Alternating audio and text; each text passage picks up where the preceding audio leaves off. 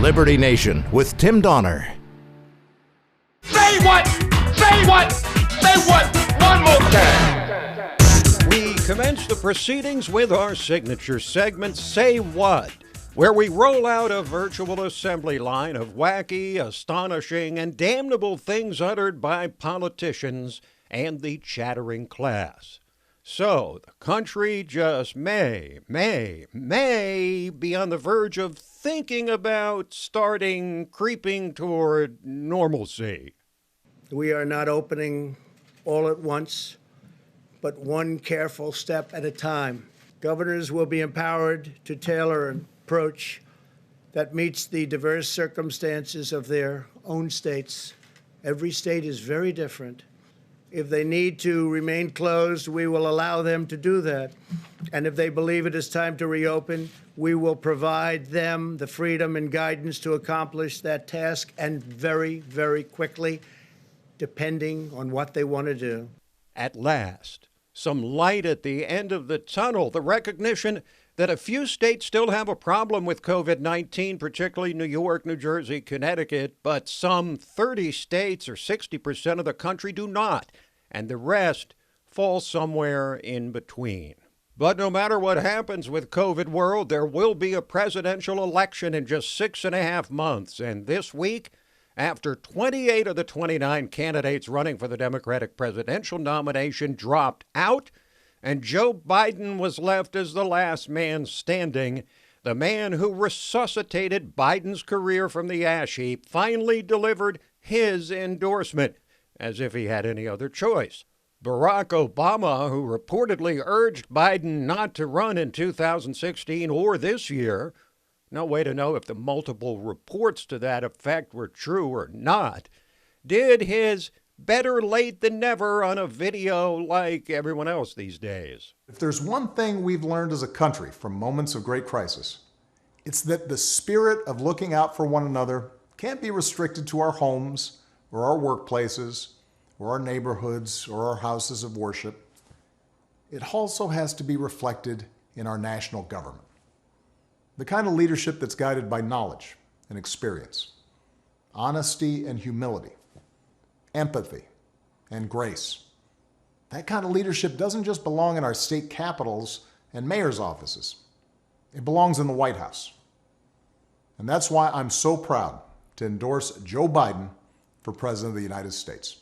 So Obama's endorsement is based on character qualities, not policies or ideology or Biden's track record. But Obama did his best to make his former vice president as palatable as possible. Choosing Joe to be my vice president was one of the best decisions I ever made, and he became a close friend. And I believe Joe has all the qualities we need in a president right now. He's someone whose own life has taught him how to persevere, how to bounce back when you've been knocked down. When Joe talks with parents who've lost their jobs, we hear the son of a man who once knew the pain of having to tell his children that he'd lost his. When Joe talks about opportunity for our kids, we hear the young father who took the train home each night so he could tuck his children into bed.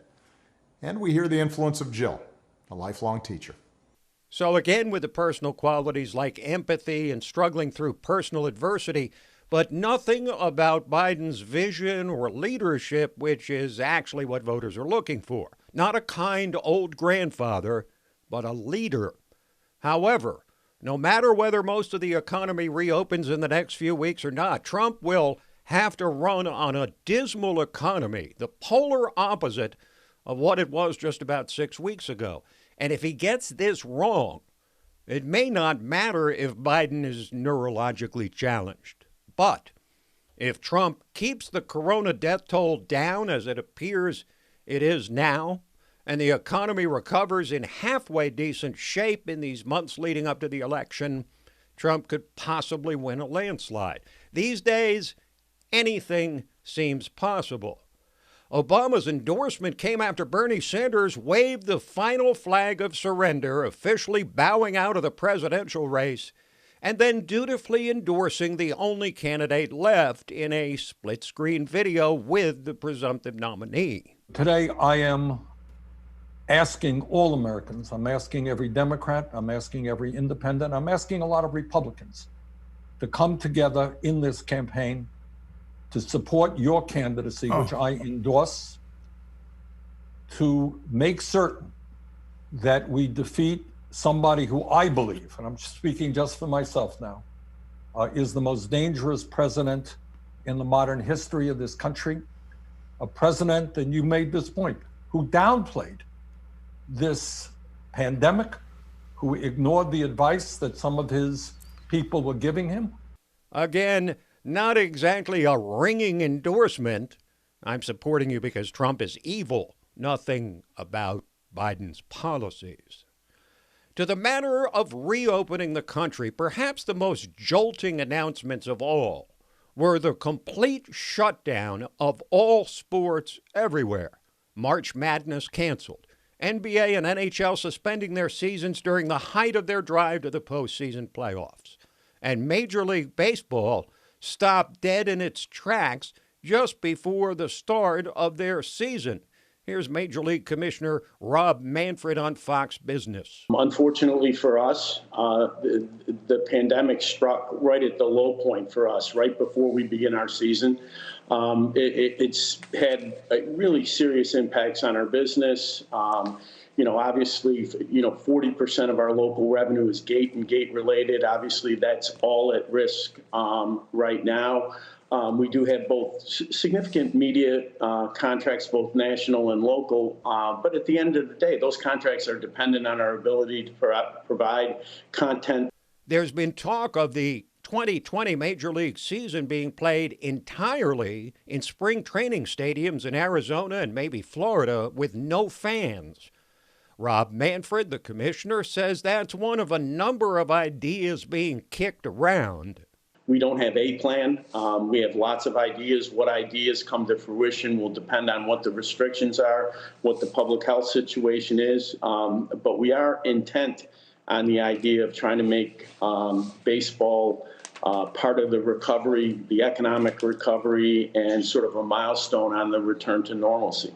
You may recall that after 9/11, baseball was indeed a big part of our national recovery, culminating with a thrilling World Series between the Yankees and Arizona Diamondbacks. We close with another prominent member of the entertainment industry demonstrating astounding ignorance.